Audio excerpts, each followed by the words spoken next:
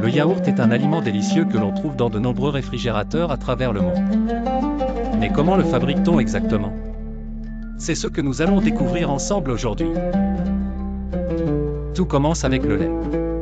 Il peut être du lait de vache, de chèvre ou même de soja, selon le type de yaourt que l'on veut faire. Imagine que le lait est comme la toile en blanc sur laquelle un artiste va peindre. Lorsque l'on décide de faire du yaourt, on commence par chauffer le lait. Pourquoi le chauffer, te demandes-tu?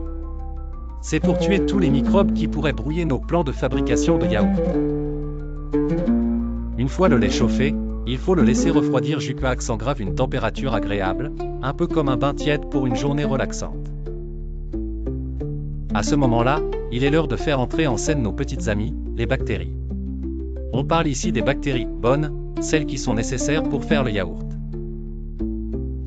On ajoute ces bactéries sous la forme de ferments lactiques, qui sont un peu comme de petits chefs cuisiniers qui transforment le lait en quelque chose de nouveau et de délicieux. Ils travaillent dur pour rendre le lait épais et crémeux en se multipliant et en consommant le sucre présent dans le lait.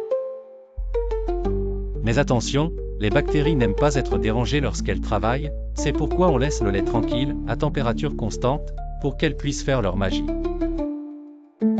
Grâce à leur travail acharné, la transformation commence à se produire, et le lait devient plus épais, prenant cette consistance que nous connaissons bien sous le nom de yaourt.